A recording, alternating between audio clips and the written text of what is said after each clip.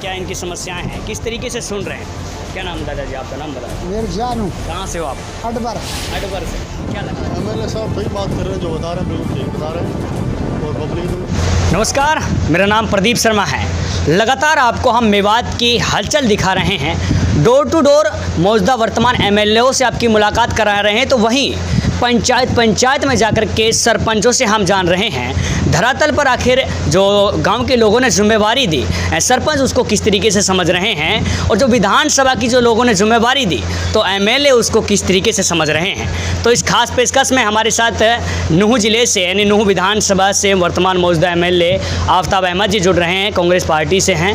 आखिर जानेंगे जो इस बार लोगों ने विश्वास किया, इस बार मान सम्मान दिया है इनको, यानी नूह जिले की जनता है, जनता ने साथ ही जो वादे थे उनको किस तरीके से अब नीतियाँ बना करके उनको पूरा करने की कोशिश करेंगे। तो साथ ही जो कोरोना की एक महामारी चल रही है, दिन प्रतिदिन केसेस बढ़ रहे हैं, क्या मैसेज देंगे, ये सारे मुद्दों पर हम चर्चा करने की कोशिश करेंगे। तो आइए आप भी हमारे साथ, बहुत बहुत स्वागत है। जन जाते हैं आप। ठीक है।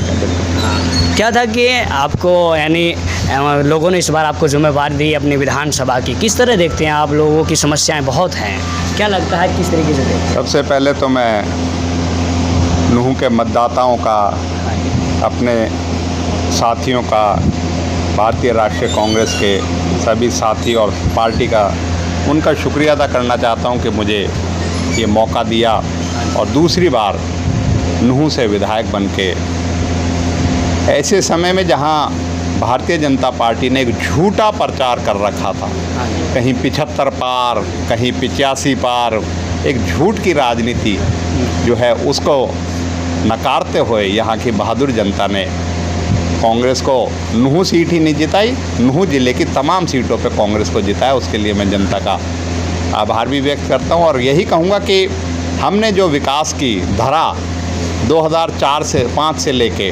2014 तक इस मेवात ज़िले को ज़िला बनाने से लेके, और चाहे पीने के पानी की बात थी, शिक्षा की बात थी, चाहे स्वास्थ्य सेहत की बात थी, मेडिकल कॉलेज बनाने की बात थी, सड़कों की बात थी, बिजली की बात थी, तमाम चीज़ों पे कार्य करके कांग्रेस सरकार ने, हमने इस ज़िले को 5000 करोड़ रुपए इसको विकसित करने में लगाए। और उन्होंने 2014 में गलती करी कांग्रेस को यहाँ से हरा के, लेकिन फिर से वापस हम पे भी विश्वास व्यक्त किया और हमें फिर से मौका दिया। और हम यही कहते हैं, अब तो विधानसभा चुनाव होने के बाद मार्च से कोरोना की भी महामारी है और उसमें बहुत, मैं अपने क्षेत्र की जनता को, तमाम हरियाणा की जनता को और देश की जनता को यही कहूँगा कि हम सब स्वस्थ रहें और इस कोरोना महामारी से लड़ रहे हैं, उसमें हम सबको इससे कामयाबी मिले और हमारे इलाके में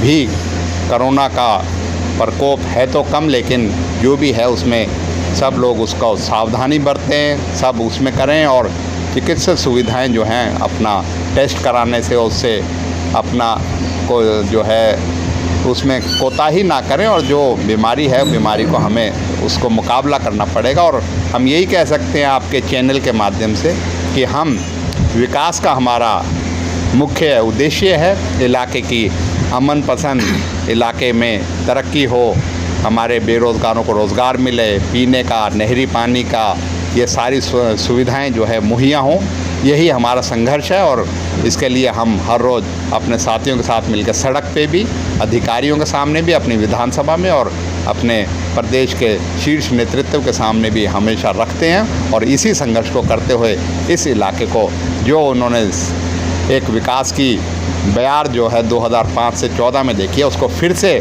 जो रुक गया था विकास, उसको फिर से शुरू करेंगे और फिर से नई ऊंचाइयों पे और नई बुलंदियों पे इस इलाके को ले जाना है। यहाँ के बच्चों की जो मनोकामनाएं हैं, उनके सपने हैं, उनको पूरा करना है। मैं यही आपके चैनल से कहूँगा कि आने वाले समय में हमें मिलके इस इलाके को, प्रदेश को, देश को आगे बढ़ाना है। एमएलए साहब, हम जब मेवात को बनाने की कोशिश करते हैं तो हम गांव में जा रहे हैं, पानी की सबसे ज़्यादा समस्या देखने को मिल रही है। लोग पीने के पानी के लिए तरस रहे हैं, कपड़े धोते हैं तो पैसे का पानी मंगा रहे हैं, अपने पशुओं को पिलाते हैं तो पैसे का। आप वर्तमान एमएलए, क्या विश्वास है? हमने राजीव गांधी पेयजल योजना से 2008 में हमने पीने का पानी मुहैया कराया और आज बहुत बड़े पानी की सप्लाई उसमें कोताही ज़रूर हुई है पिछले 5-6 सालों में। जब से भारतीय जनता पार्टी आई है वो घोर अनदेखी इस क्षेत्र के साथ कर रही है, और यहाँ के विधायक जो चुन के गए वो चुन के दूसरी पार्टी से गए, लेकिन अपने सत्ता की लालसा को और अपनी लालच में वो बीजेपी की गुणगान करते रहे और उसी में शामिल हो गए।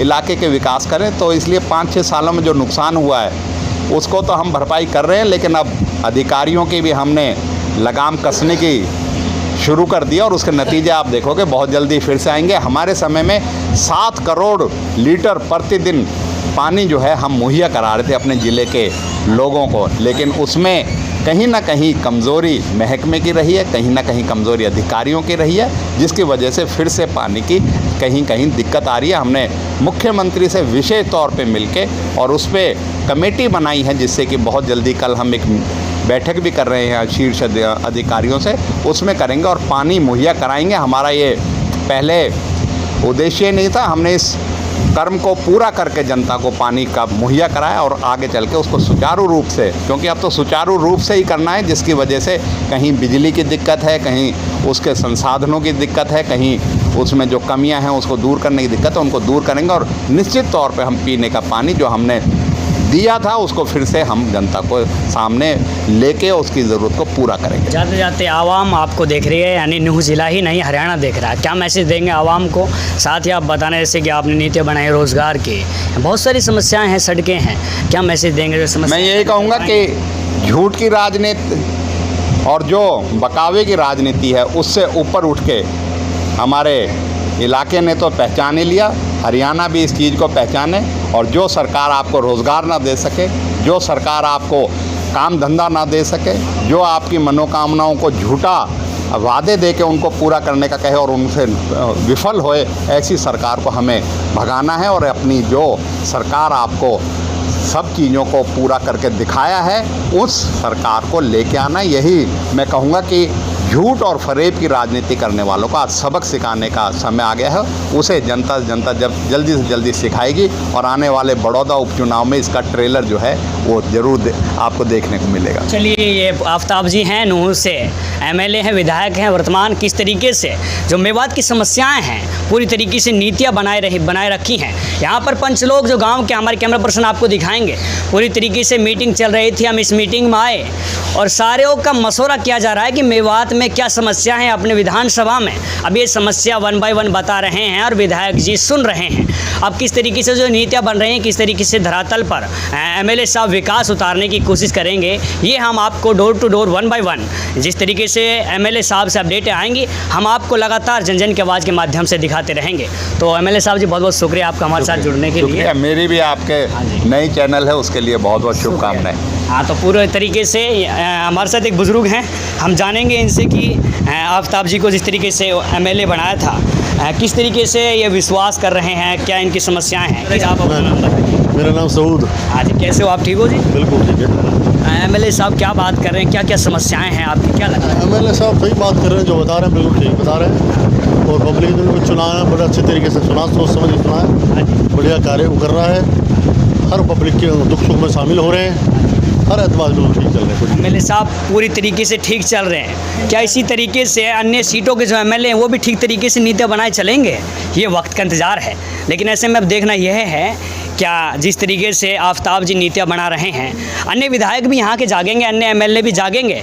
तो इसी प्रकार तमाम खबरों के लिए देखते रहें सिर्फ और सिर्फ जन जन की आवाज़। हम आपको हर अपडेट विधायक एमएलए यानी आफ्ताब अहमद से जुड़ी देते रहेंगे। धन्यवाद।